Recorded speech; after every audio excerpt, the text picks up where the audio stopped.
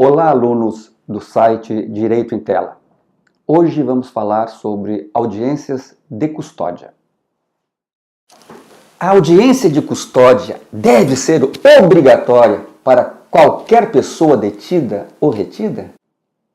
Segundo a leitura do item 5 do artigo 7 da Convenção Americana, toda pessoa detida ou retida deve significar qualquer indivíduo, brasileiro ou não, cidadão ou não, capaz ou incapaz, que venha a ter a sua liberdade restringida em decorrência de flagrante delito ou ato infracional, decreto judicial de prisão preventiva, decreto judicial de prisão temporária, decreto judicial de prisão para extradição, decisão de pronúncia, decreto judicial de prisão civil por inadimplência alimentar, sentença condenatória, aplicação de medida de segurança de internação ou decisão de condução coercitiva. Condução coercitiva. Segundo a leitura do artigo 310 do Código de Processo Penal, os atos judiciais de conversão em prisão preventiva, de aplicação de medidas cautelares diversa da prisão ou da concessão de liberdade provisória, são aplicáveis à hipótese de prisão em flagrante. Mas não só. Fora da prisão em flagrante, por exemplo, a aplicação de medidas cautelares diversas da prisão rege-se pelo artigo 282 e seus parágrafos do Código de Processo Penal. Nada obstante, da leitura da Resolução 213 do Conselho Nacional de Justiça, extrai-se que a audiência de custódia seria aplicável a qualquer tipo de prisão, mas, de fato, só faz referências explícitas e detalhadas do procedimento à hipótese de prisão em flagrante. Não restam dúvidas quanto ao alcance da Convenção Americana, quanto à obrigatoriedade do ato de apresentação, sem demora, de pessoa presa ao juiz de direito, nem quanto à utilidade desse procedimento como garantia de um direito subjetivo público de todo e qualquer cidadão que tenha sua liberdade restringida por ato do Estado. Inquestionável também sua utilidade para a prevenção e repressão a atos de abuso de autoridade, bem como para orientar políticas criminais a partir dos dados que venham a ser colhidos em cada ato. Mas este ato seria obrigatório? Quais seriam as implicações em relação ao status libertatis do cidadão na hipótese de não realização desse ato?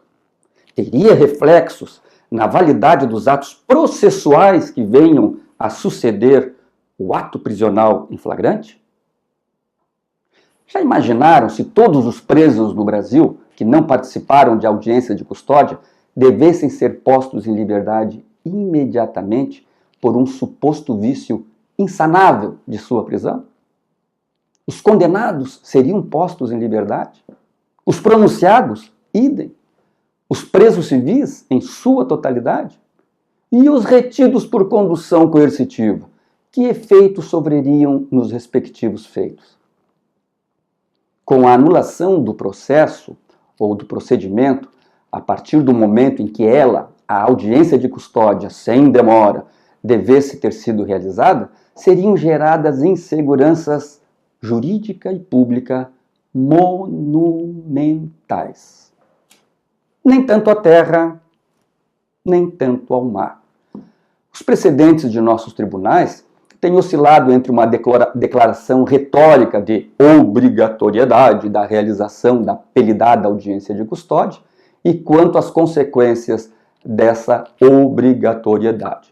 Isto é, todos a dizem obrigatória, mas não sendo realizada, não gera nulidade aos atos processuais que se sucederem em relação ao preso, quando réu em processo criminal, nem ensejarão sua liberdade se fundamentada por decisão da autoridade judicial competente. Mas é ato que deverá ser realizado, ainda que tardiamente, isto é, mesmo após prolatada sentença criminal ou em qualquer fase processual ou recursal, e mesmo em relação àqueles que após autuados tenham sido beneficiados pela fiança arbitrada pela autoridade policial, ela deverá ser realizada.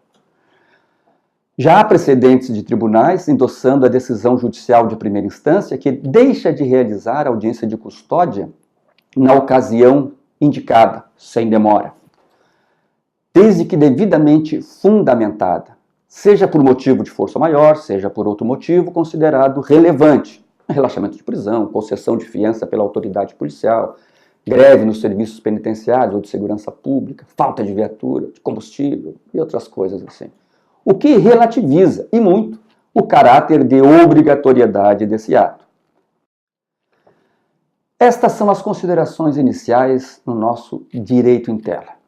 Outras circunstâncias e hipóteses serão abordadas nos nossos próximos encontros, aqui no Direito em Tela. Até lá!